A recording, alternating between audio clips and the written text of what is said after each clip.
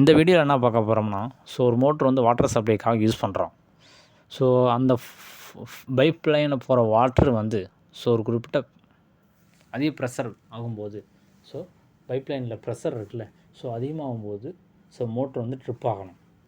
அதுக்கு என்ன யூஸ் பண்ணணும், அதிக ப்ரெஷர் ஆகும்போது எப்படி மோட்டரை ட்ரிப் பண்ணுறது, அதை பற்றி தான் இந்த வீடியோவில் பார்க்க போகிறோம். ஒன்றுமே இல்லைங்க, ஒரு ப்ரெஷர் சுவிட்ச் வந்து அந்த பைப் லைனில் இன்ஸ்டால் பண்ணி அதிலிருந்து இந்த ப்ரெஷர் சுவிட்ச்லேருந்து பேனலுக்கு ஒரு கேபிள் மூலிமா கனெக்ஷன் கொடுத்து அதில் ஒரு ப்ரெஷர் செட் பாயிண்ட்டை காலிப்ரேஷன் பண்ணணும். அந்த ப்ரெஷர் சுவிட்சில் ப்ரெஷர் வந்து காலிப்ரேஷன் பண்ணிட்டீங்கன்னா அந்த ப்ரெஷரோட நார்மல் அந்த எந்த ப்ரெஷர் எவ்வளோ செட் பண்ணுறீங்களோ அதை விட கம்மியாக போகும்போது மோட்ரு வந்து ரன்னிங்லேயே இருக்கும்.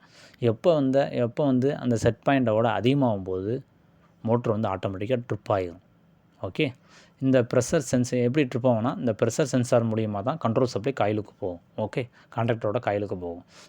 நீங்கள் அந்த ப்ரெஷர் சென்சாரில் செட் பாயிண்ட் செட் பண்ணியிருப்பீங்க, ப்ரெஷர் செட் பண்ணியிருப்பீங்க. அதோட அதிகமாகும்போது ஆட்டோமேட்டிக்காக மோட்டரோட காயிலுக்கு போகிற சப்ளை கட் ஆயிரும். ஏன்னா ப்ரெஷர் சென்சார் வந்து நார்மல் கண்டிஷனில் க்ளோஸில் இருக்கும். எப்போ வந்து அந்த செட் பாயிண்டோட அதிகமாகும் போகும்போது அந்த ப்ரெஷர் சுவிட்ச் ஓப்பன் ஆயிரும். ஓப்பன் ஆகும்போது கண்ட்ரோல் சப்ளை காயிலுக்கு போகாது. மோட்ரு வந்து ட்ரிப் ஆகிட்டுரும்.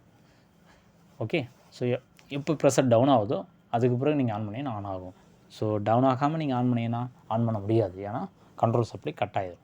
ப்ரெஷர் சுவிட்ச் ஓப்பன் ஆகிறதுனால கண்ட்ரோல் சப்ளை கட் ஆயிரும். நீங்கள் ஸ்டார்ட் பட்டன் ப்ரெஸ் பண்ணாலும் மோட்டரை ஆன் பண்ண முடியாது.